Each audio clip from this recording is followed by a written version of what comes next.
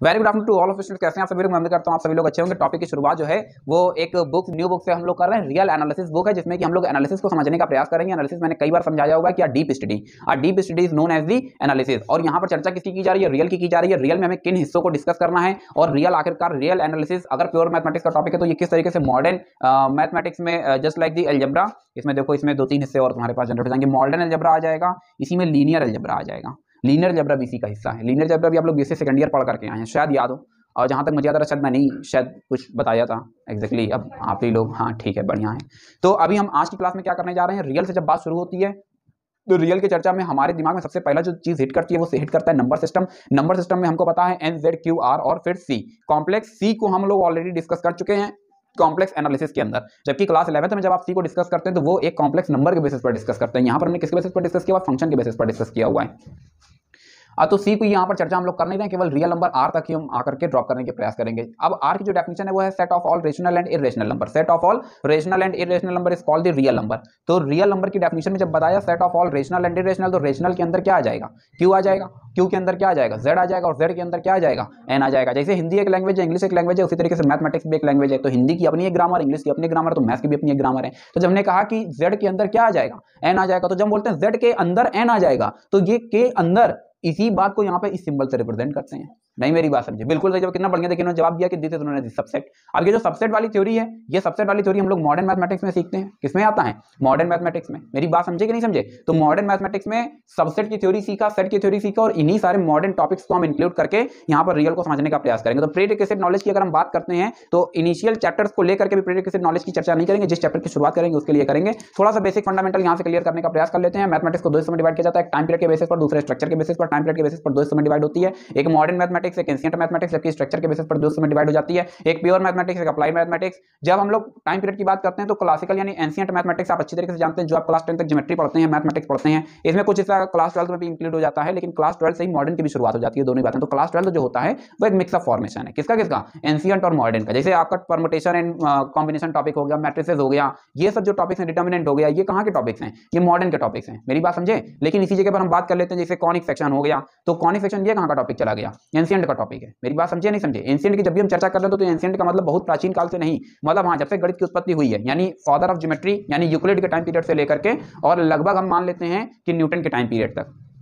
हालांकि कुछ लोग न्यूटन के टाइम पीरियड पे भी थोड़ा सा ऑब्जेक्शन क्रिएट करते हैं, तो कुछ लोग इसको 16वीं सेंचुरी से पिक करना पसंद करते हैं, 16 टू 17 सेंचुरी से।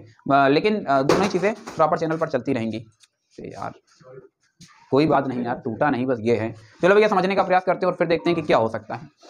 तो मॉडर्न का हिस्सा समझ में आ गया। मॉडर्न का हिस्सा समझ आया तो मॉडर्न में कौन कौन सी चीजें आ जाती हैं? मॉडर्न, अगर तुमको ये पता करना हो कि कौन सा हिस्सा मॉडर्न का है, तो एक सिंपल सी लैंग्वेज में ये याद रखना कि जो चीज तुमको एक बार में समझ नहीं आए, बस वो कहाँ की चली जाएगी? वो मॉडर्न की चली जाएगी। अब तुम समझो कि जो तुम 10th में ज्योमेट्री पढ़ते हो, अखंड बाबू, जो 10th में ज्योमेट्री पढ़ते हो, common tangent of two circles, two circles का एक कॉमन टेंजेंट पढ़ा होगा कुछ इस तरीके से, पढ़ा या नहीं पढ़ा? Common tangent of two circles की जब हम चर्चा करते हैं तो ये कहाँ का हिस्सा है जानते हो? ये 2500 साल पहले लिखा गया था। कई हजार साल पहले लिखा गया था? 2500 साल पहले। अब समझ लीजिए, और उसको हम कब पढ़ रहे हैं? आज के समय पर पढ़ रहे हैं। तो आप समझ सकते हैं कि गणित का लेवल हमेशा से ही एक एक्सट्रीम पोजीशन पर रहा है। 2500 साल पुरानी चीज को आज आप समझ पा रहे हैं तो तुम समझ रहे हो, जो 21st सेंचुरी में 20th सेंचुरी में फॉर्म हो रहा है इसको हम कब समझ पाएंगे? लेकिन हम लोग प्रयास जारी रखेंगे। मेरी बात समझे या नहीं समझे? तो ये इस पे अभी आपको समझ आ रहे होंगे। मॉडर्न वाला जो हिस्सा होता है, जैसे परमुटेशन कॉम्बिनेशन कम समझ आता है, जनता के दिमाग में कम जाता है आखिरकार ये क्या है। सेट थ्योरी कुछ कम समझ आता है। अगर हम बात करते हैं लिमिट्स एंड डेरिवेटिव्स, तो लिमिट जो हिस्सा है ये दोनों में ही कंसीडर होता है। एक्चुअली ये अरस्तू के टाइम से शुरू होता है और अरस्तू के टाइम से शुरू होने के बाद में ये लगभग क्या बोलते हैं, काउची के टाइम पीरियड, लगभग 19th सेंचुरी तक इतना समय लगा इसको पल्प उसके बड़े होने में। मेरी बात समझे कि नहीं समझे? इसलिए दोनों पर ही कंसीडर किया जाता है। आगे बढ़ा जाए। लिमिट्स इतना पॉपुलर टॉपिक है कि लिमिट्स की शुरुआत आप कहां से? 11 से करते हैं, और 11 से करने के बाद में अभी देखो बीएससी थर्ड ईयर, और थर्ड ईयर यहीं पर खत्म नहीं होता है। जब एमएससी करोगे, एमएससी में भी तुमको लिमिट्स पढ़ने को मिलेगा, लेकिन लगातार हम डेफिनेशन चेंज करते चले जाते हैं। पहले लिमिट एक्स टेंड्स टू ए के लिए पढ़ते हैं, फिर हम डेल्टा एप्सिलॉन डेफिनेशन से पढ़ने लगते हैं। डेल्टा एप्सिलॉन डेफिनेशन कुछ याद आ रहा है? डेल्टा एप्सिलॉन, जब इस तरह के खतरनाक सिंबल देखने को मिलते हैं तो ये डेल्टा एप्सिलॉन ये सब एंशिएंट में हमको देखने को नहीं मिलता, सब मॉडर्न के अंतर्गत ही आता है। इस तरह की खतरनाक टेक्नोलॉजी हमको यहीं पर देखने को मिलती है। मेरी बात समझे या नहीं समझे? तो मॉडर्न वाला हिस्सा समझ में आ गया। मॉडर्न मैथमेटिक्स में हम लोग जो डिस्कस करते हैं वो मॉडर्न अलजेब्रा। मॉडर्न अलजेब्रा के अंतर्गत कौन कौन से आते हैं? ग्रुप आता है, फील्ड आता है, रिंग आता है, स्क्यू फील्ड आता है, डिवीजन रिंग आता है, वो लोग पढ़ा या नहीं पढ़ा। फिर इसी को थोड़ा सा और एडवांस कर देते हैं तो फिर वेक्टर स्पेस आता है, फिर वेक्टर स्पेस के साथ में अदर स्पेसेस क्रिएट होने लगते हैं, स्पैन आता है, क्या बोलते हैं लीनियर कॉम्बिनेशन आता है और वेरियस चीजें यहाँ से क्रिएट होने लगती हैं। आगे बढ़ा जाए, जब हम लोग बात कर रहे होते हैं क्लासिकल की, तो क्लासिकल के अंदर हमको क्या क्या देखने को मिलता है, क्लासिकल में बता दिया लगभग ज्योमेट्री पूरी क्लासिकल के अंतर्गत ही कंसीडर की जाती है, ज्योमेट्री और ज्योमेट्री से जुड़ा हुआ कुछ और भी अन्य हिस्सा। जैसे कि अगर हम तुमसे पूछें limits x tends to 0 sin x upon x की वैल्यू क्या, तुम कह दोगे 1 होती है। लेकिन जब इसको तुम लोअर क्लासेस की बुक्स में देखते हो तो इसका जो डेरिवेशन है वो किसी ज्योमेट्री के एक हिस्से से तुमको देखने को मिलेगा, कुछ इस तरीके से एक स्ट्रक्चर देखने को मिलेगा। लेकिन जब इसी को हम लोग मॉडर्न में डिस्कस करते हैं यहाँ करके, तो मॉडर्न में इसको हम फिर सीरीज से बताते हैं। बोलो भाई बात समझे या नहीं समझे। यहीं से एक केस जनरेट होता है जिसमें साइन थीटा को कभी कभी हम लोग बोलते हैं क्या, परपेंडिकुलर अपॉन हाइपोटेन्यूज, जबकि साइन थीटा को कभी कभी हम लोग बोलते हैं theta minus theta two upon 3 factorial plus theta two 5 upon 5 factorial, मतलब सीरीज के फॉर्म पर। दोनों में अंतर समझ में आ रहा है ना क्या है। एक वही साइन थीटा है, एक को हम कहां पर डिस्कस कर रहे हैं क्लासिकल वे में, एक को हम कहां पर डिस्कस कर रहे हैं मॉडर्न वे में। मेरी बात समझे या नहीं समझे। तो मुझे लगता है इतना आउटपुट अभी आपको प्रॉपर चैनल पे समझ आ गया होगा। रियल में जब बात करते हैं तो रियल लाइन हमारे दिमाग में आती है जिसको माइनस इनफिनिटी से प्लस इनफिनिटी डिस्कस करते हैं, और इसीलिए रियल नंबर का एक दूसरा नाम माइनस इनफिनिटी से plus infinity open interval. Open interval मतलब समझ रहे हो, लगभग तुमको बेसिक पूरा पता होना चाहिए इंटरवल क्या होते हैं, व्हाट इज इंटरवल, इंटरवल की उत्पत्ति कैसे हुई, कौन कौन से टॉपिक्स इंटरवल में, मतलब कौन कौन से सबसेट इंटरवल में तब्दील हो पाते हैं, ये सारी चीजें हम लोग यहाँ पर डिस्कस करेंगे। मेरी बात समझे या नहीं समझे। ये एक छोटा सा एग्जांपल देकर के मैंने बताया हुआ था मॉडर्न और एंशिएंट में क्या अंतर होता है। जैसे कि अगर हम तुमसे पूछें कि b equals to ab equals to ac, तो जनता ने बिल्कुल सही जवाब दिया हुआ था। जनता ने कहा था कि ए से ए कैंसिल हो जाता है और b इक्वल्स टू c हमारे पास आउटपुट आ जाता है। क्या आ जाता है, b इक्वल्स टू c। लेकिन फिर इसी टॉपिक को हमने डिस्कस करके बताया किसके अंदर, मॉडर्न अलजेब्रा के अंदर। मान लेते हैं कि ये जो टॉपिक है इसको हम ग्रुप थ्योरी में डिस्कस कर रहे हैं, और हम मान लेते हैं कि जो a और b है ये सब किसके अंदर से जनरेट हो रहे हैं, ग्रुप के अंदर से। तो जो प्रोसेसिंग होगी वो प्रोसेसिंग ये चली जाएगी। हमको क्या करना होगा, इनवर्स लॉ अप्लाई करना होगा, आइडेंटिटी, एग्जिस्टेंस ऑफ आइडेंटिटी और एग्जिस्टेंस ऑफ इनवर्स। तो यहाँ पर एग्जिस्टेंस ऑफ इनवर्स को अप्लाई करते हैं और फिर उसके बाद में सिंप्लीफाई करते हुए ये ई जो है आइडेंटिटी एलिमेंट का काम कर रहा है। ए इनवर्स ए करने पर यहाँ 1 नहीं मिलता है बल्कि क्या मिलता है, ई मिलता है। ई क्या है, आइडेंटिटी एलिमेंट है। ये किसके बेसिस पर b इक्वल्स टू c आया है, ये आया है क्या बोलते हैं ग्रुप थ्योरी के बेसिस पर। जबकि इसी को हम रिंग के बेसिस पर डिस्कस करते हो, देखो ये सॉल्यूशन चल रहा है। इसमें हमने इसको सिंप्लीफाई किया with the help of the zero divisor and without zero divisor. Distributive law यहाँ की मेन प्रॉपर्टी होती है रिंग की, उसके बेसिस पर इसको सिंप्लीफाई किया हुआ है। अब अगर आप ध्यान से देखें तो ये भी आउटपुट सही है, ये भी आउटपुट सही है, ये भी आउटपुट सही है, तीनों चीजें एक ही आउटपुट दे रही हैं। बस अंतर समझ रहे हो क्या है। ये अप्लाइड के बेसिस पर सॉल्व किया गया है, ये प्योर के बेसिस पर सॉल्व किया गया है। प्योर मैथमेटिक्स में कहीं पर भी कोई फॉर्मुला नहीं होता है, इस बात को अपने दिमाग में रखना। कोई फॉर्मुला नहीं, कोई शॉर्ट ट्रिक नहीं, यहाँ पर जो है बस वो है। मेरी बात समझे या नहीं समझे। कभी फॉरेन ऑथर की जब आप बुक्स उठा करके पढ़ेंगे, क्या बोलते हैं, अब दिमाग में था नहीं वरना मैं तुम लोगों को दिखा भी देता वीडियो में ही। जैसे कि ये मॉडर्न अलजेब्रा, जब तुम इस फॉरेन ऑथर की बुक उठा के पढ़ोगे तुमको लगेगा नहीं तुम अलजेब्रा पढ़ रहे हो, तुमको लगेगा हम नॉवेल पढ़ रहे हैं। हाँ, वहां पर एक क्वेश्चन लिखा होगा और फिर 2 पेज का पूरा पैराग्राफ लिखा होगा। मेरी बात समझे या नहीं समझे। तो अभी हम लोग जो डिस्कस करने जा रहे हैं वो पूरी बुक में एक आउटलाइन पूरी बुक का क्रिएट हो गया है। क्या है, आधी बुक किसमें है, आधी बुक प्योर में है, आधी बुक किसमें है, आधी बुक अप्लाइड में है। तो हम शुरुआत कहाँ से कर रहे हैं, अप्लाइड से कर रहे हैं। ऐसा क्यों कर रहे हैं, ताकि तुमको लगे कि हम बहुत बढ़िया पढ़ाते हैं और तुमको आसानी समझ आ जाएगा। क्योंकि चक्कर ये ना कि अगर अभी हम शुरुआत में डेल्टा एप्सिलॉन डेफिनेशन को पिक कर लेंगे, बहुत सारे लोगों के मन में सवाल उठेगा क्या करके चैप्टर नंबर 2 क्यों नहीं स्टार्ट किया। चैप्टर नंबर 2 का नाम तो जरा देखो, सेट थ्योरी पढ़ के आए, वहां लिखा पॉइंट सेट थ्योरी। अब मतलब तुम समझ रहे हो, वो पॉइंट को भी एक सेट में तब्दील करने की बात कर रहे हैं।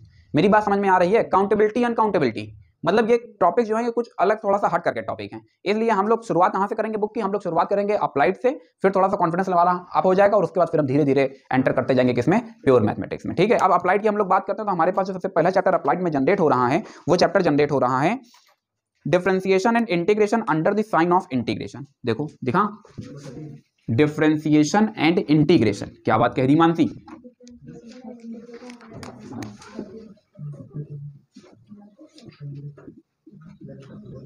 Differentiation under the sign of integration. क्या कहा, differentiation under the sign of integration. समझने का प्रयास करेंगे। पहले टूल बॉक्स को डिस्कस कर लेते हैं। ठीक है, टूल बॉक्स मतलब भाई प्रीरिक्विजिट नॉलेज है, किन किन चीजों की जरूरत पड़ने वाली है। इसके लिए आपको पता होना चाहिए क्या, इसके लिए आपको थोड़ा सा नॉलेज होना चाहिए किसका, डिफरेंशिएशन का। अब सवाल यह है कि क्या डिफरेंशिएशन सही बात बन जाएगी, तो जवाब होगा नहीं। डिफरेंशिएशन में जो हमारे पास ब्रॉड लेवल पर इस्तेमाल हो रहा होगा वो इस्तेमाल हो रहा होगा पार्शियल डिफरेंशिएशन, पार्शियल डिफरेंशिएशन। कोई समस्या, पहले नंबर पे। दूसरे नंबर पे तुम्हारे पास जनरेट होगा इंटीग्रेशन। इंटीग्रेशन, सवाल यह है कि क्या इंटीग्रेशन हमारे पास यही इस्तेमाल होगा या इसके अलावा कुछ और भी। इंटीग्रेशन में याद रखना यार, हमारे पास इंटीग्रेशन, हालांकि इसमें एक टॉपिक पहले वो पढ़ा देना चाहिए था लेकिन नहीं पढ़ाया है। इंटीग्रेशन हमारे पास 2 हिस्सों में डिवाइड होगा। अब वो डेफिनेट इंडेफिनिट नहीं, हमारे पास डेफिनेट ही चलेगा। हमारे पास इंटीग्रेशन डेफिनेट ही चलेगा। डेफिनेट में क्लासिफिकेशन स्टार्ट होता है टाइप 1, टाइप 2, टाइप 3। किस टाइप का इंटीग्रेशन है, प्रॉपर इंटीग्रल, इम्प्रॉपर इंटीग्रल। अगर इम्प्रॉपर इंटीग्रल है तो improper integral of first kind, improper integral of second kind, improper integral of third kind, ये सारे केसेस चलेंगे। ठीक है, हालांकि क्वेश्चन को पिक करेंगे तो बताएंगे कि आखिरकार वो क्वेश्चन प्रीवियस से क्यों अलग है। याद रखना कि जो हम लोगों ने 12th में डेफिनेट इंटीग्रल में सीखा है वो हम लोग प्रॉपर, कौन सा, प्रॉपर इंटीग्रल सीख करके आए। प्रॉपर इंटीग्रल का सेंस जब भी हम बोलेंगे प्रॉपर इंटीग्रल डेफिनेट से ही जाएगा, इनडेफिनेट से नहीं जाएगा। इनडेफिनेट का हमारे पास कोई काम नहीं है, किससे जाएगा, डेफिनेट से जाएगा। ठीक है, लिमिट अप्लाई करना जानते होंगे डेफिनेट इंटीग्रल में किस तरीके से अप्लाई करते हैं। हमारे पास प्रॉपर का बहुत कम काम होगा, बहुत ही कम काम होगा। हमारे पास जो काम जाने वाला है वो किसका जाने वाला है, इम्प्रॉपर इंटीग्रल का जाने वाला है। इम्प्रॉपर इंटीग्रल में ज्यादातर केसेस में हमको सेकंड काइंड देखने को मिलता है। कौन सा काइंड देखने को मिलता है, सेकंड काइंड। हालांकि ये सब चीजें जो है वो हम लोग आगे आकर के डिस्कस करेंगे, जब हम लोग ये इंटीग्रल को डिस्कस करेंगे वहां पर ये सारे पॉइंट्स बताएंगे क्या है क्या नहीं है। तो एक तो हमको डिफरेंशिएशन में पार्शियल डिफरेंशिएशन का नॉलेज होना चाहिए, दूसरा फिर हमको डेफिनेट इंटीग्रल का नॉलेज होना चाहिए। डेफिनेट इंटीग्रल में भी ज्यादातर हमको इम्प्रॉपर इंटीग्रल और सेकंड काइंड देखने को मिलेगा। तीसरा, इसमें एक वैल्यू और जनरेट हो जाती है। कोई मुझे ये बता कि जब डिफरेंशिएशन, जब इंटीग्रेशन में, इंटीग्रेशन के साथ में कुछ अननोन चीजें, कुछ अदर वैल्यूज दे दी जाती हैं तो उनका क्या रोल होता है। सर कम बात समझ आती है, थोड़ा डिटेल में पूछ लीजिए, डिटेल में बता दीजिए। मान लेते हैं y equals to x square d x, y equals to y, ये कम अच्छा है, ये कम अच्छा है। मान लेते हैं d y by d x equals to y upon x. क्या लिख दिया गया है, डिफरेंशियल इक्वेशन। क्या है डिफरेंशियल इक्वेशन, एक कंडीशन दी वाई जीरो इक्वल्स टू 1। मुझे ये नहीं बताना सॉल्व कैसे होगा, मुझे बस ये बताओ इस कंडीशन का क्या इस्तेमाल है। बिल्कुल सही जवाब है। आज संदीप ने कितनी बढ़िया बात कह दी है, इन्होंने कह दिया है कि सर इस कंडीशन का इस्तेमाल होगा अननोन्स को डिटरमाइन करने में। जो आर्बिट्री कांस्टेंट जनरेट होगा पूरे सॉल्यूशन में, एक कोई आर्बिट्री कांस्टेंट जनरेट होगा, ये अननोन्स आर्बिट्री कांस्टेंट को वेरीफाई करने में इस्तेमाल होगा y 0 = 1। मेरी बात समझे या नहीं समझे, क्या मेरी बात समझ पाए, क्या मेरी बात समझ पाए, क्या मेरी बात समझ पाए। आगे बढ़ा जाए, आगे बढ़ा जाए। तीन चीजों से लगभग हमारा काम हो जाएगा। थोड़ी सी चर्चा करना हम लोग पसंद करेंगे पार्शियल डिफरेंशिएशन की। पार्शियल डिफरेंशिएशन कहां पर इस्तेमाल होता है, कौन कौन सी सर्कमस्टेंसेस हैं, सब मुझे बताओ एक एक करके। हाँ बताइए भाई अनूप, क्या कहना चाहते हैं आप। गुड, तुम एकदम सही कहना चाहते हो, तुम कहो लेकिन खुल के कहो। हाँ बिल्कुल, ये देखिए इन्होंने कितनी बढ़िया बात की है कि partial differentiation is applicable when the function is at least in 2 variable. वहीं पर एप्लीकेबल होता है जहां पर फंक्शन कम से कम कितने वेरिएबल पर बेस्ड होता है, 2 वेरिएबल पर। तो f x comma y equals to 0 या फिर f x y z equals to 0। मेरी बात समझे, क्या सिंगल वेरिएबल पर एप्लीकेबल होगा, नहीं होगा। अब समझ में आ रहा होगा डिफरेंशिएशन और पार्शियल डिफरेंशिएशन में क्या अंतर होता है। जब डिफरेंशिएशन की बात करते हैं तो कितने वेरिएबल बेस्ड होता है, 1 वेरिएबल बेस्ड होता है। 1 वेरिएबल, कैसी बातें कर रहे हो, y इक्वल्स टू fx नहीं पढ़ा था, y इक्वल्स टू fx, ये किस पर बेस्ड है, ये डिफरेंशिएशन, यही तो सीखे थे क्लास 12th में। लेकिन जब इसकी बात करते हैं तो fx, y इक्वल्स टू 0, ये कितने वेरिएबल पर बेस्ड है, 2 वेरिएबल बेस्ड है। कितने वेरिएबल बेस्ड है, 2 वेरिएबल। पार्शियल समझ में आ रहा है क्या है, पार्शियल समझ आया। कम से कम कितने वेरिएबल होंगे, कम से कम 2 वेरिएबल होंगे। मेरी बात समझे या नहीं समझे, जिसके रिस्पेक्ट में कर रहे हैं बस वही काम का होगा, बाकी सब हम एज अ कांस्टेंट कंसीडर करेंगे। ठीक है, तो जैसे कि हमने चर्चा की z equals to x square plus y square, और हमने कहा डेबर z अपॉन डेबर x। पार्शियल डिफरेंशिएशन डेबर से ही रिप्रेजेंट किया जाता है, आप अच्छी तरह से जानते हैं। अब x के रिस्पेक्ट में है तो इसका मतलब क्या है, y कांस्टेंट का काम करेगा और इस दौरान वाई स्क्वायर का डिफरेंशिएशन क्या हो जाएगा, 0 हो जाएगा, 0 हो जाएगा। तो जो एक्स स्क्वायर बचा उसको कंसीडर करेंगे, एक्स स्क्वायर का डिफरेंशिएशन क्या होगा, 2x हो जाएगा। सर कम बात समझ आती है, एक बार और समझा दीजिए। आगे बात समझ ना समझे, चलो ठीक है, सब लोग मना करने तो नहीं समझा रहे हैं। फिर देखते हैं, ये पार्शियल डिफरेंशिएशन का केस था। पार्शियल में होता है क्या, एक्चुअली ये समझने का प्रयास करते हैं। जब भी हम लोग बात करते हैं किसी एक कर्व की, तो डिफरेंशिएशन का सेंस जो ज्योमेट्रिकल इंटरप्रिटेशन जाता है वो जाता है टेंजेंट से। तो टेंजेंट मतलब हमने ये ट्रेस किया। अब ये जो ट्रेसिंग की है इसको अगर हम ध्यान से देखते हैं तो ये असल में एक राइट एंगल ट्रायंगल क्रिएट करने लगता है, जिसमें कि ये वाला जो हिस्सा होता है इसको लगभग हम डेल्टा एस मानते हैं। कौन सा मान लेते हैं, delta S, length of the वो जो स्मॉल कर्व है वो। तो ये वाला जो रिप्लेसमेंट तुम देख रहे हो, ये वाला पार्शियल डिफरेंशिएशन क्या होता है कि हम यहां से यहां सीधे नहीं जाते हैं, बल्कि यहां से यहां जाएंगे, फिर यहां से यहां जाएंगे। अब जिस दौरान हम ये हॉरिजॉन्टल डिस्टेंस चेस कर रहे होंगे, अब तुम बताओ हॉरिजॉन्टल डिस्टेंस को चेस करने के दौरान क्या वर्टिकल डिस्टेंस मिलेगी, नहीं मिलेगी। इसलिए वर्टिकल वाली क्या मान लेते हैं, कांस्टेंट मान लेते हैं, 0 नहीं मानते हैं। अब सेम प्रोसेस जब वर्टिकल पे चल रहे होते हैं, मेरी बात समझ गए। इसलिए जब पार्शियल को डिफरेंशिएट करते हैं तो जिसके रिस्पेक्ट में करते हैं बस वही कंसीडर किया जाता है, बाकी सब बेकार है। मेरी बात समझे या नहीं समझे, क्या इतनी बात समझ पाए। चलिए, तो बातें बहुत ज्यादा हो गई, अब एक सवाल तो बनता है ताकि चीजें जो है वो आप बेहतर तरीके से कैच कर पाए। तो हम लोग आना पसंद करेंगे सीधे आना पसंद करेंगे page number 293, page number 293, example 1। ठीक है, एग्जाम्पल 1।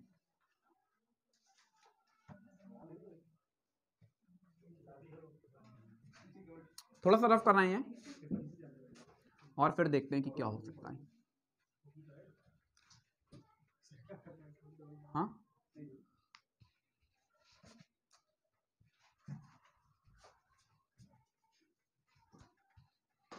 देखते हैं भाई चीज़ों को आप कितना कैच कर पाएंगे कितना नहीं कैच कर पाएंगे। हालांकि टॉपिक ऑलरेडी आपको मनोज सर पढ़ा चुके हैं, तो मुझे नहीं लगता कि इसमें कहीं कोई समस्या वाली बात आप लोगों के लिए है। मेरा काम था बेसिक फंडामेंटल क्लियर करना और मैं कोशिश करूंगा कि बेहतर तरह से क्लियर हो पाए। ठीक है, कोई बात नहीं, जिन लोगों ने नहीं पढ़ा वो समझने का प्रयास करेंगे। ये जो क्वेश्चन है उसको जरा डिस्कस कर लेते हैं। आई इक्वल्स टू क्या है, आई इक्वल्स टू चल रहा इंटीग्रेशन, लिमिट चलेगा 0 to π/2, फिर log 1 plus cos alpha cos x और साथ में dx। इसको इंटीग्रेट करना है। अब इसको इंटीग्रेट करना है तो तुम बताओ क्या हम इसको इवैल्यूएट कर पाएंगे। अच्छा थोड़ा सा जब मैं बात कर रहा था यहाँ पर इनडेफिनेट थोड़ा सा, क्योंकि देखो आगे हमको सीखना तो भाई, तो यहाँ पर थोड़ी सी चर्चा कर लेते हैं। कितनी चर्चा करेंगे, बस थोड़ी चर्चा करेंगे। डेफिनेट इंटीग्रल दो हिस्सों में डिवाइड होता है, एक को बोलते हैं प्रॉपर इंटीग्रल, एक को बोलते हैं इम्प्रॉपर इंटीग्रल, अपने सिलेबस में है। अब इम्प्रॉपर इंटीग्रल के तीन क्लासिफिकेशन जाते हैं। एक आता है improper integral of first kind, एक आता है सेकंड काइंड। लगभग तुमको ये वाले केसेस मिलने वाले हैं। फर्स्ट काइंड की खास बात क्या होती है और प्रॉपर इंटीग्रल क्या होता है इसकी चर्चा कर लेते हैं। प्रॉपर इंटीग्रल का केस आपने ये सीखा होगा a to b fx dx, बोलो सीखा या नहीं सीखा। इसका भी केस बाबू यही होता है fx dx, और इसका जो केस है इसका केस थोड़ा सा चेंज हो जाएगा। अरे ये गलत बात है यार, ये तुमको गलत पढ़ा दिया। a to b fx dx दोनों लगभग सेम लगते हैं। इस केस की खास बात होती है कि जो फंक्शन होगा, जो इंटीग्रेंट होगा वो भी बाउंडेड होगा और जो लिमिट्स होगी वो भी बाउंडेड होगी। क्या कहा, दोनों बाउंडेड होंगे, दोनों बाउंडेड होंगे। जब हम बात करते हैं improper integral of first kind की, तो यहां पर फंक्शन बाउंडेड होगा लेकिन लिमिट जो होगी वो अनबाउंडेड होगी। फंक्शन क्या होगा, बाउंडेड होगा, लिमिट जो होगी वो क्या हो जाएगी, अनबाउंडेड हो जाएगी। ये वाला जो केस होता है इसमें लिमिट बाउंडेड होती है। सेकंड काइंड है लिमिट बाउंडेड होती है और फंक्शन अनबाउंडेड होता है। सर ये कैसे हो जाएगा, बिल्कुल हो जाएगा। कहां से कहां तक इंटीग्रेट करवा रहा है, 0 से π/2। और अगर हम 90 उठा के सीधे फंक्शन को दें तो cos 90 की वैल्यू क्या होती है, और 0 से किसी नंबर को डिवाइड करा देते हैं तो क्या मिलता है, इन्फिनिटी। और इन्फिनिटी मतलब मैथमेटिक्स में नॉट डिफाइन। मेरी बात समझे, मतलब फंक्शन कैसा हो चुका है, अनबाउंडेड हो चुका है। फंक्शन कैसा हो चुका है, अनबाउंडेड। नहीं मेरी बात समझ पा रहे हो, समझ गए सभी लोग। हाँ हाँ वही लिमिट अप्लाई करोगे, उससे अगर वो इन्फिनिटी मिल जाता है तो फिर मतलब वो फंक्शन, हाँ जैसे कि इसका सबसे अच्छा एग्जांपल हमने ये ले लिया, -1 से +1 1/x dx। यार इसको इंटीग्रेट करना चाहते हैं, इसको इंटीग्रेट करना चाहते हो, देखो क्या ये फंक्शन अनबाउंडेड है। अनबाउंडेड का सेंस जब भी हम बोलेंगे अनबाउंडेड तो इस बात का सेंस किससे जाएगा, इन्फिनिटी से जाएगा। तो अब देखो क्या ये फंक्शन अनबाउंडेड है, फंक्शन है अनबाउंडेड। वो कह रहा है, समझेंगे बस यही, इसी जगह से हमको समझना होगा। वो कहता है इंटीग्रेट करो जो भी फंक्शन है। अब थोड़ा सा चलो ग्राफिकल सोल्यूशन पे इनको लेकर के चलते हैं, थोड़ा सा और खुश हो जाएंगे।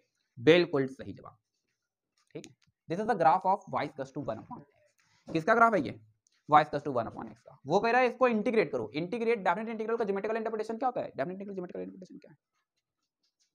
गुड, बढ़िया। देखिए कितना बढ़िया उन्होंने जवाब दिया। उन्होंने कहा to find out the area, to find out the area, to find out the area bounded by the curve and the limit जो भी आपको दी जा रही है, एरिया को बाउंड कर दो डेफिनेट इंटीग्रल। कह रहा है इसको इंटीग्रेट करो, कहां से कहां तक, -1 से लेकर के +1 तक। ध्यान देना जरा। अब जब हम बात करते हैं अनबाउंडेड की, जब हम बोल रहे हैं फंक्शन जो है वो अनबाउंडेड है, अनबाउंडेड का मतलब समझ रहे हो, उसका कोई बाउंड्री पॉइंट नहीं है। नहीं समझे, बाउंड्री पॉइंट का मतलब या तो उसके पास मैक्सिमम वैल्यू नहीं है या फिर उसके पास मिनिमम वैल्यू नहीं है। मिनिमम वैल्यू नहीं है मतलब वो इन्फिनिटी की तरफ जा रहा है, तो माइनस इन्फिनिटी जा रहा है, प्लस इन्फिनिटी जा रहा है। ग्राफ को ध्यान से देखो, ये एरिया ये ऊपर बढ़ता चला जाएगा, ये तो अनबाउंडेड है ना, खुला हुआ रीजन है, तो फिर ये कहाँ से कहाँ पहुँच जाएगा। हाँ समझ गए। अब इसको जब हम डिस्कस करते हैं तो ये किस पॉइंट पर इन्फिनिटी को अचीव कर रहा है, 0 पर अचीव कर रहा है। x को 0 रखोगे, और ये बात सही है कि अगर हम इस ग्राफ को रफ करके केवल नंबर लाइन यहाँ पर निकाल करके लाते हैं तो ये -1 से +1 आता है, जिसके बीच में कहीं 0 भी एग्जिस्ट करेगा। अब मेरी बात समझे। तो जब हम बात करेंगे कि ये फंक्शन जो है ये फंक्शन अनबाउंडेड है, तो इसका मतलब वो जो हमको रेंज दी जा रही है उस रेंज में ऐसा कोई भी पॉइंट नहीं, मतलब कोई पॉइंट ऐसा एग्जिस्ट कर रहा है जिस पर फंक्शन क्या हो रहा है, अनबाउंडेड हो रहा है, मतलब इन्फिनिटी हो रहा है। जबकि इसी क्वेश्चन में हमने ये ले लिया, इसी क्वेश्चन में हमने ले लिया, क्वेश्चन में कुछ नहीं किया, क्वेश्चन ने केवल लिमिट चेंज कर दिया है, 2 to 3 1/x dx। अब 2 to 3 की बात कर दी, फंक्शन वही है। अब 2 to 3 का मतलब ये यहाँ से स्टार्ट होगा और फिर ये यहाँ कहीं पर जाकर के खत्म हो जाएगा। फंक्शन बाउंडेड है और लिमिट भी कैसी है, लिमिट भी बाउंडेड है। तो फिर बोलो ये कौन सी कैटेगरी में जाएगा, ये प्रॉपर है, इम्प्रॉपर है, इम्प्रॉपर में कौन सी कैटेगरी है, क्या है, बिल्कुल सही जवाब है, ये प्रॉपर इंटीग्रल है। 12th का ये 12th के जितने भी केसेस होते हैं 12th में कौन से केसेस पढ़ते हैं, प्रॉपर इंटीग्रल के पढ़ते हैं, ये सब प्रॉपर ही हमको वहां पर देखने को मिलता है। मेरी बात समझे या नहीं समझे। अब इम्प्रॉपर इंटीग्रल की जब हम चर्चा कर रहे होते हैं तो इम्प्रॉपर इंटीग्रल में ये हर टाइप को इवैल्यूएट करने का एक अलग प्रोसेस होता है। अगर बीच में फंक्शन अनबाउंडेड हो रहा है, जैसे मन नहीं मान रहा है, मन नहीं मानना चाहते हैं अभी भी इसको इंटीग्रेट करें, तो भैया इसके इंटीग्रेशन का तरीका हमको बदलना होगा। मेरी बात समझे या नहीं समझे, इसी चीज को हमें यहाँ पर सीखना है। कंसेप्ट समझ में आ गया, आइडिया समझ में आ गया कि हम यहाँ पर क्या कर रहे हैं और ये इंटीग्रल पिछले इंटीग्रल से किस तरीके से अलग है। ठीक है, अब अगर तुम सोचो फर्स्ट काइंड पूरा नहीं बताया जाता, सही लिखा था। फंक्शन बाउंडेड होगा, फंक्शन क्या होगा, लेकिन जो लिमिट होगी वो अनबाउंडेड हो जाएगी। मतलब हो सकता है ये हो जाए, ऐसा भी हो सकता है -∞ टू b हो जाए fx dx, लेकिन जो फंक्शन होगा वो बाउंडेड रहेगा। कुछ लोग कह रहे हैं कि सर एग्जांपल देकर के बताइए। 1/x² dx 1 to ∞ डिस्कस करना चाहते हैं, कहां से कहां तक, 1 to ∞। बताइए भाई अखंड, ग्राफ कैसे ट्रेस होगा 1/x² का। बिल्कुल सही जवाब, बहुत बढ़िया बोलो। हाँ हाँ नहीं तुम सही बोले थे, बोलो बोलो।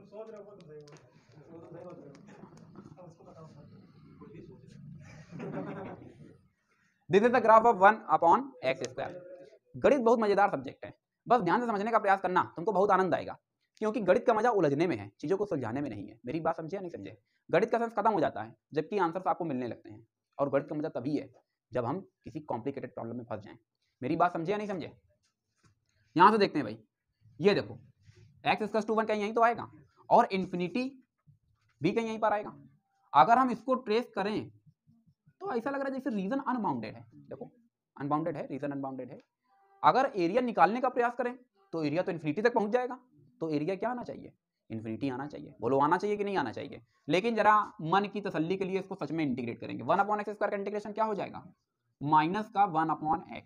लिमिट अप्लाई कर देना चाहते हैं, अप्लाई करो लिमिट। 1/∞ की वैल्यू क्या होती है, 0 0 0। हाँ हाँ बिल्कुल सही जवाब है, माइनस माइनस ये देखो, देख रहे हो चमत्कार। यही क्वेश्चन था, रीजन यहां भी अनबाउंडेड था लेकिन यहां पर आउटपुट क्या मिल रहा था, इन्फिनिटी मिल रहा था। रीजन अभी भी अनबाउंडेड है, इन्फिनिटी तक कवर कर रहे हैं, लेकिन इस बार एरिया कितना आ रहा है हमारे पास, 1 आ रहा है। यही है प्योर मैथमेटिक्स का मजा। अब आखिरकार ऐसा क्यों हो रहा है, इस सवाल का जवाब तुमको अप्लाइड नहीं दे पाएगा, इस सवाल का जवाब तुमको कौन देगा, प्योर मैथमेटिक्स देगी। ठीक है, हालांकि इस सवाल को हम लोग बाद में चर्चा करेंगे, डिस्कस करेंगे आखिरकार ऐसा क्यों हो रहा है, लेकिन इम्प्रॉपर इंटीग्रल समझ आ गया ना।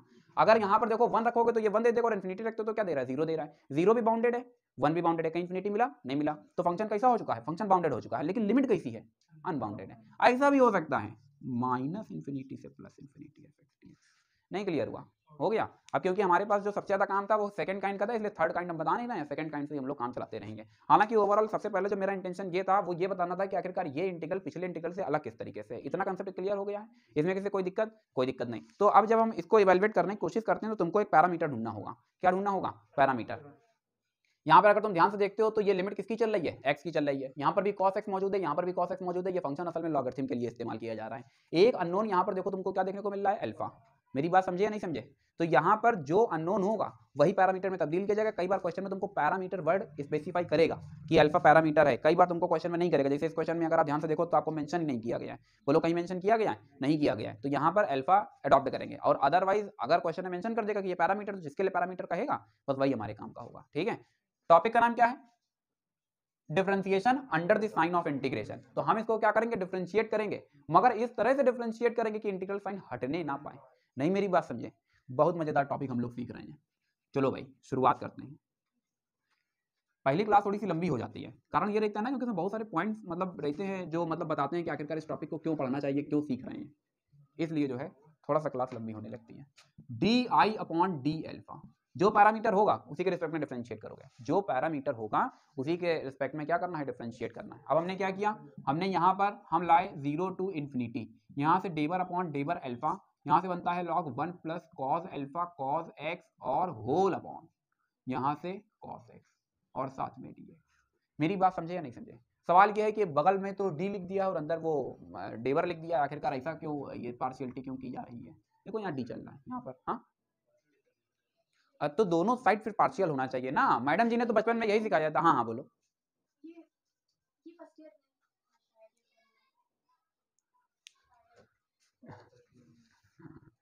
समझने का प्रयास करेंगे। वो टोटल डिफरेंशिएशन पढ़ा होगा, टोटल डिफरेंशिएशन, वो टोटल डिफरेंशिएशन पढ़ा। क्या पढ़ा? Total differentiation. आगे बढ़ा जाए, टोटल डिफरेंशिएट नहीं कर रहे हैं, टोटल डिफरेंशिएट नहीं कर रहे हैं। आगे देखते हैं। देखो यार, टोटल डिफरेंशिएशन का मतलब केवल डिफरेंशिएशन से नहीं होता, वो एक अलग थ्योरी है। वो बीएससी पार्ट 1 उन्होंने याद दिलाया, तो फिर उनको यादों को ताजा करने के लिए मैंने बता दिया है। पाई 0 से पाई/2 चलेगा यार, पाई/2 से इन्फिनिटी नहीं, हाथ बहक गए थे फिर बात। देखते हैं आगे, 0 से पाई/2 चलेगा। बढ़िया, तुम लोगों का साथ मिला और मेरी पॉजिटिव एनर्जी और भी ज़्यादा दुगनी हो चुकी है। यहाँ से बताओ, जब अल्फा के रिस्पेक्ट में कर रहे हैं तो एक्स किसका काम करेगा? कांस्टेंट का। तो क्या ये अंदर रहेगा? इसको बाहर कर देते हैं। समझना जरा ध्यान से, log x को डिफरेंशिएट कर रहे हैं, 1/x। कितना बढ़िया देखिए जवाब दिया है, 1/x। ध्यान देना जरा, पहले पूरी बॉडी को डिफरेंशिएट करेंगे, फिर इंटरनल पार्ट को डिफरेंशिएट करेंगे। जब इंटरनल पार्ट को डिफरेंशिएट करेंगे तब हमें क्या देखने को मिलता है? 1 माइनस 1 का डिफरेंशिएशन तो शून्य हो जाएगा, माइनस का साइन अल्फा और साथ में कॉस एक्स। Product rule. अब प्रोडक्ट रूल कैसे लगेगा? एक्स तो कांस्टेंट का काम कर रहा है, पार्शियली डिफरेंशिएट कर रहे हैं। कैसे डिफरेंशिएट कर रहे हैं? पार्शियली डिफरेंशिएट कर रहे हैं। ये वाला अगर अधिक जानकारी आप लेना चाहते हैं तो इसके लिए आपको बीएससी पार्ट 1 बुक का नाम है डिफरेंशियल कैलकुलस, उठा करके पढ़ लेना, उसमें तुम्हें देखने को मिल जाएगा। ठीक है, आगे देखते हैं। अब कॉस एक्स से मुझे लगता है शायद कॉस एक्स कैंसिल हो जाएगा, बोलो होगा या नहीं होगा?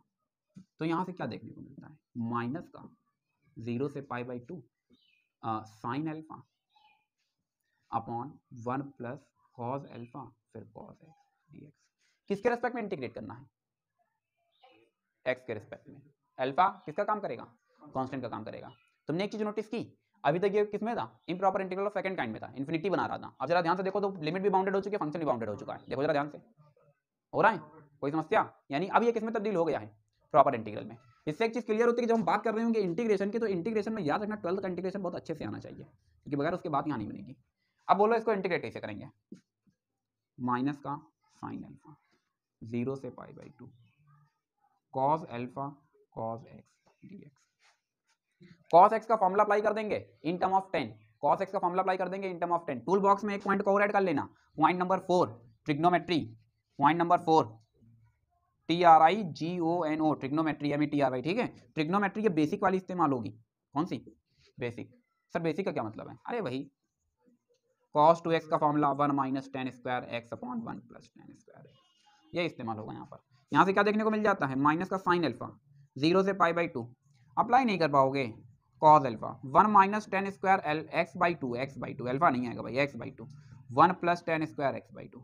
बताइए भाई अभिषेक, सब कुछ ठीक ठाक चल रहा है? चलिए, अभिषेक ने उत्तर की पुष्टि की तो मेरी जान में जान आई। चलो यहाँ से देखते हैं, ये वैल्यू क्या चल रही है? di/d alpha equals to minus sine alpha. हाँ, कुछ कुछ बात बन रही है। थोड़ा सा हाई स्पीड कैलकुलेशन, क्योंकि जगह नहीं है मेरे पास, थोड़ा सा हाई स्पीड कैलकुलेशन। एलसीएम ले लेते हैं, तो 1 प्लस टेन स्क्वायर ऊपर चला जाएगा। अरे बस यही तो मैं सुनना चाह रहा था, लेकिन तुमने बोलने में देर कर दी। अब हटा देते हैं, अभी एक स्टेप कम करना पड़ेगा, जगह ही नहीं है मेरे पास।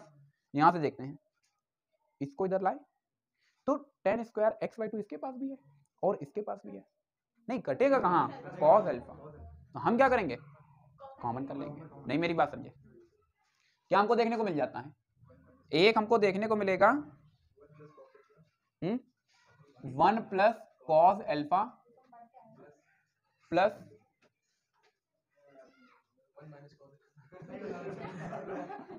1 minus cos alpha ten square x। Done. Alpha तो कांस्टेंट है, अल्फा तो ये जो काम इन्होंने किया भाई, काम तुम लोग भी कर सकते थे, एकदम आसान था। ये तो केवल कैलकुलेट करना था, केवल दिमाग का खेल है और कुछ नहीं।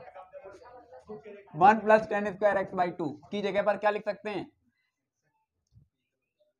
x/2। कोई समस्या? sec square x/2। ध्यान देंगे, 10x का डिफरेंशिएशन क्या होता है? सर ये कब पढ़ाया आपने?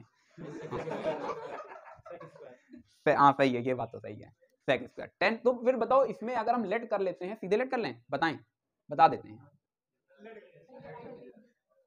लेट अच्छा कर लिया भाई, 10x/2 को t तो डिफरेंशिएट किया, sec square x/2 dx equal to dt। तुम बताओ ये सही है कि गलत है? हाँ एकदम सही जवाब है, एक 2 और आएगा। ठीक है, x/2 को भी डिफरेंशिएट करेंगे। अभी आज की क्लास का सबसे टफ क्वेश्चन ये है कि जब हम रिप्लेसमेंट दे रहे होंगे एक्सप्रेशन में, तो यहां से मुझे लगता है कि D I upon D alpha बन जाता है, माइनस का साइन अल्फा अपनी जगह पर रहता है, लिमिट ये आती है sec square x by two, ये इतना यहां से खत्म हो जाता है, इसकी जगह पर क्या मिल जाता है 2dt मिल जाता है, whole upon 1 plus cos alpha मिलता है, साथ में प्लस का 1 माइनस कॉस अल्फा और साथ में टी स्क्वायर। बोलो बनता है या नहीं बनता है, बनता है या नहीं बनता है?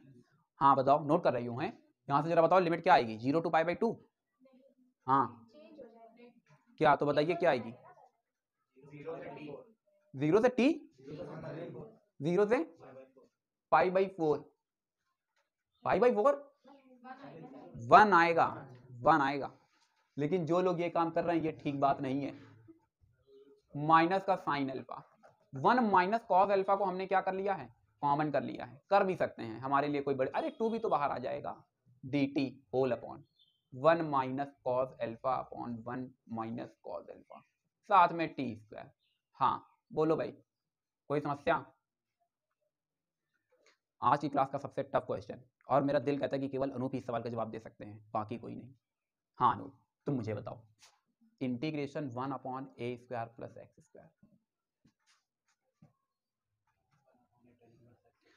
कितनी बढ़िया बात कही है। आज एक दोस्त ने जिस तरह से एक दोस्त की मदद की है, तुम दोनों की राम गाथा आगे आने वाले 100 सालों तक सुनाई जाएगी। सही है, 1 अपॉन ए टेन इनवर्स एक्स अपॉन ए, ठीक है, काफी हद तक टैली हो रहा है। अब कुछ लोग कहेंगे ये तो टैली नहीं हो रहा है, अरे भैया इसको ध्यान से देखो यार, ये असल में कांस्टेंट है। अब 4 को हम 2 स्क्वायर भी लिख सकते हैं, क्यों लिख सकते हैं? क्योंकि वो असल में कांस्टेंट है। मेरी बात समझे या नहीं समझे? लेकिन टी को हम टी स्क्वायर नहीं लिख सकते हैं, लिख सकते हैं क्योंकि वो वेरिएबल फॉर्म पर चल रहा है। माइनस का 2 साइन अल्फा को सिंप्लीफाई कर लिया जाएगा, सिंप्लीफाई कर लेते हैं, सिंप्लीफाई कर लेते हैं, ये ज्यादा बेहतर रहेगा। एक स्टेप थोड़ा सा बढ़ा रहे हैं, सिंप्लीफाई करेंगे। साइन एक्स का फॉर्मूला बताओ, साइन 2x का फॉर्मूला क्या होता है बताइए शीतल, साइन 2x का formula 2 sine x cos x, 2 sine x by 2 cos x by 2, x का हम अपने पास क्या कर रहे हैं, अल्फा कर रहे हैं। यहां से 1 माइनस कॉस 2 अल्फा का फॉर्मूला सुनाओ जरा, इन टर्म ऑफ साइन, सही है, 1 minus 2 sine square alpha by 2। यहां से यार जगह कम है, एक दो स्टेप मुझे सीधे लिखने पड़ेंगे क्योंकि जगह नहीं है।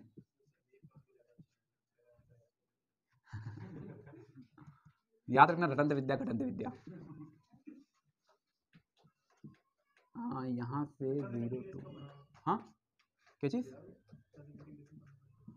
1 प्लस कॉस अल्फा की वैल्यू पुट करेंगे, कॉस अल्फा की वैल्यू पुट करेंगे, 2 cos square alpha by 2 minus 1। मैं कहता हूँ लिखना बंद कर दो, पेन को कुछ आराम दो, उसको भी लगे कि वो सही इंसान के पास है। हाँ cos x cot square alpha by 2, confirm, cot square alpha by 2, ठीक, सीधे लिख रहे हैं, cot square alpha by 2 plus t square. देख के बोले हो क्या? हाँ गुड। अगर इस तरह से कुछ काम हो रहा है तो ये ठीक बात नहीं है। फॉर्मूला अप्लाई कर रहे हैं, 1 से ये 1 कैंसिल हो जाएगा, माइनस साइन अंदर जाएगा प्लस कर देगा, 2 से ये 2 भी कैंसिल, तो 2 से 2 कैंसिल, 1 से ये 1 कैंसिल, माइनस माइनस प्लस हो गया, साइन अल्फा से sine alpha cancel, cos upon sine मिलकर के क्या बना देगा, कॉट अल्फा बाई 2 बनाएगा। बोलो बनाएगा या नहीं बनाएगा? और माइनस साइन बिल्कुल सही जवाब है। यहां से जब हम देखते हैं माइनस 2 भी रहेगा भाई, अद्भुत अद्भुत, माइनस का 2 भी रहेगा। यहां से फॉर्मूला बन रहा है 1 अपॉन ए का काम क्या कर रहा है, कॉट अल्फा बाई 2 कर रहा है, तो 1 अपॉन ए, फिर tan inverse x upon x का काम क्या कर रहा है, t upon cot alpha by 2। बोलो भाई बात समझ आती है या नहीं आती है? 0 to 1, कोई समस्या यहां तक? यहां से देखो ये दोनों हिस्से कैंसिल हो जाते हैं, यहां से हमको क्या देखने को मिलता है, माइनस का 2 देखने को मिलता है। एक बार क्या आ जाता है, अपर लिमिट आ जाता है, अपर लिमिट अप्लाई करते ही tan inverse 1 upon cot alpha by 2। तुम बताओ 1 अपॉन कॉट क्या होता है, टेन अल्फा, सीधे लिख दें, टेन अल्फा बाई 2 माइनस, जब 0 रखा तो 0 से जो टकराएगा ये आ गया 0। अरे टेन इनवर्स से 10 भी कैंसिल हो रहा है। कुछ लोग जो मेरी कॉपी कर रहे हैं वो माइनस का अल्फा बचेगा, कितनी बढ़िया बात है।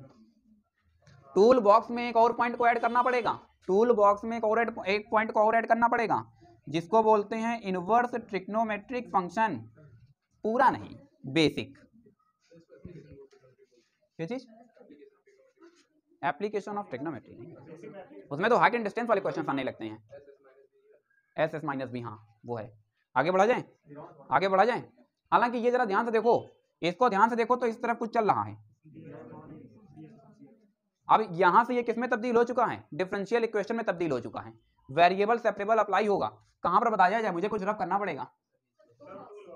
टूल बॉक्स रफ कर दें इधर पे, देख लेते हैं। अच्छा, d i equal to minus का अल्फा डी अल्फा मिल जाएगा, इंटीग्रेट कर देते हैं। Integration is the reverse process of differentiation, बोलो होता है या नहीं होता है। जैसे इंटीग्रेशन साइन को मैंने यहाँ पर रन कराया, इंटीग्रेशन डी को कैंसिल कर देगा, बोलो करेगा या नहीं करेगा, तो बच क्या जाता है, आई बच जाता है। लेकिन यहाँ से हमको क्या मिल जाता है, माइनस का अल्फा स्क्वायर अपॉन 2 और प्लस का सी, बोलो सी मिला या नहीं मिला। अब तुमको क्या करना है, हर बार आई की वैल्यू निकालनी होगी, वो भी इनिशियल लेवल पर निकालनी होगी। कब निकालनी होगी, इनिशियल लेवल पर। नहीं मेरी बात समझे, हमने क्या किया, अल्फा की वैल्यू को ही पाई बाई 2 रख दिया, और जैसे ही यहाँ पर पुट किया तो ये cos 90 की वैल्यू 0, और 1 प्लस 0 संदीप क्या होता है, और log 1 की वैल्यू क्या होती है, और 0 से जो टकराएगा तो i की वैल्यू क्या हो गई। हमेशा रखना है, इनिशियली तुमको c निकालने के लिए काम करना होगा। हर क्वेश्चन में ये काम करना होगा। बुक में तुमको ऐसे देखने को मिलेगा, लिखेंगे putting x equals to alpha equals to pi by 2 and i equals to 0। ये समझ आ रहा है, i 0 कहां से आया, अल्फा पाई बाई 2 कहां से आया, क्लियर। हर क्वेश्चन में इनिशियली तुमको ये करना ही होगा, तुम बस ये देखना आई जीरो कहां पर हो रहा है, जिस पॉइंट पर हो रहा है बस वही पिक करना है। इसको उठाओगे ला करके यहाँ पर रख दोगे, और जैसे तुमने इसको ला करके यहाँ रखा तो आई की वैल्यू क्या बोलते हैं, क्या हो गई है 0। अल्फा की वैल्यू हमने क्या रख दी है, pi by 2, pi square upon 4, 4 two जा 8, तो माइनस का पाई स्क्वायर अपॉन 8 और प्लस का सी, तो सी की वैल्यू क्या हमको मिल जाती है, पाई स्क्वायर अपॉन 8। इस रिजल्ट को उठा के कहाँ रखोगे, इक्वेशन 1 में, इन 1, और जैसे ही हमने 1 के अंदर पुट किया, माइनस का alpha square upon 2 plus pi square upon 8। देखो यार आंसर आ भी रहा है या नहीं आ रहा है, नहीं आ रहा है, यही आ रहा है।